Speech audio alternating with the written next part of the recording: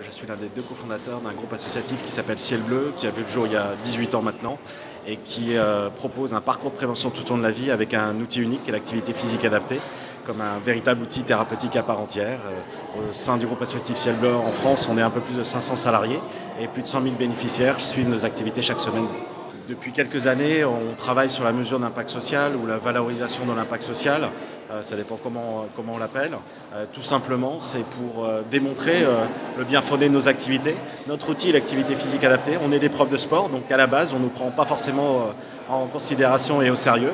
Et donc, grâce à toutes ces mesures, à ces indicateurs qu'on a mis en place, on a démontré que notre activité crée de l'emploi au niveau local, change la vie des gens et en même temps fait faire un certain nombre d'économies au pouvoir public.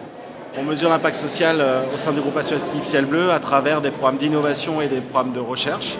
Je vous donne un exemple très simple qui est le programme Happy Hour. Happy Hour, c'était l'impact de l'activité physique en direction des résidents dans les maisons de retraite sur les 4 pays européens où on est présent. Et donc à travers un certain nombre d'indicateurs qualitatifs et quantitatifs, on a pu démontrer que les personnes, grâce à nos activités, au bout de plusieurs mois, 20% de personnes pouvaient prendre une douche toutes seules, 30% pouvaient manger tout seuls de nouveau. Et au niveau quantitatif, des indicateurs économiques qui permettaient de démontrer que si on généralisait la méthodologie Ciel Bleu Happy Hour, ce programme sur toutes les maisons de retraite en France, donc qui permettait de toucher à peu près 600 000 personnes, ça permettait d'économiser chaque année entre 470 et 700 millions d'euros au pouvoir public.